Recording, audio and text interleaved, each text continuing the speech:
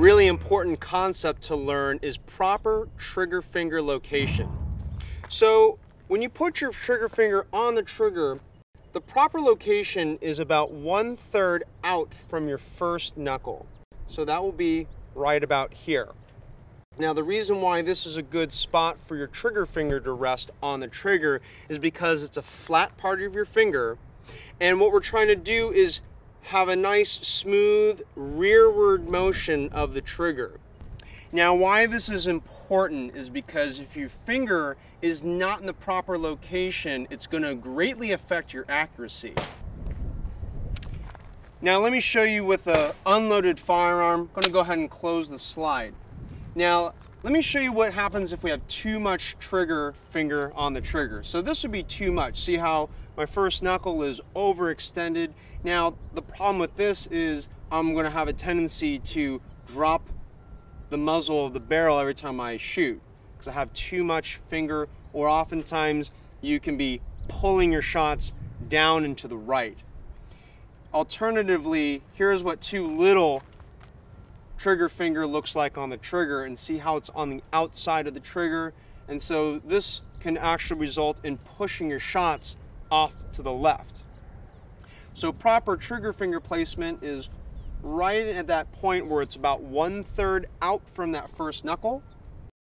And finally, the last concept to review is that straight and smooth pull to the rear of the gun. We want that trigger finger to be coming straight back. Let's take a look.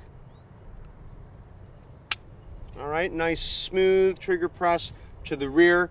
Again, we don't want to have pressure coming from the right or too much pressure coming from the left. One of the single most important things you can do to build your marksmanship skills is something called dry firing.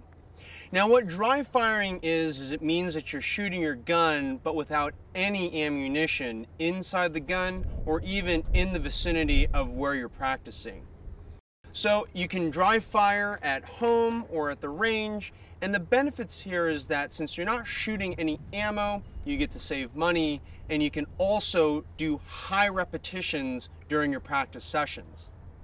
So if you're going to dry fire at home or at the range or elsewhere, the first thing to make sure is that you have an unloaded gun by confirming that there's nothing in the chamber and you have an empty magazine.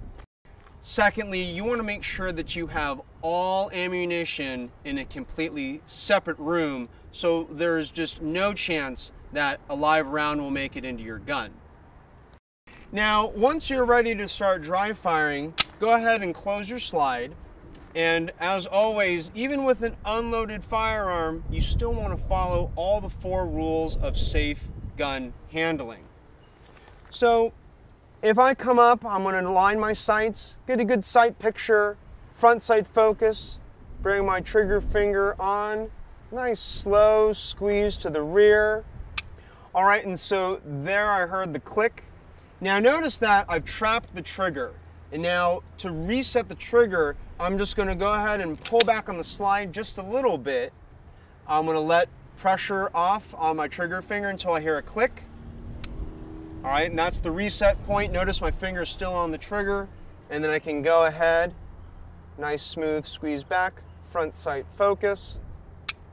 All right, so dry firing is something that you'll want to do literally thousands and thousands of times.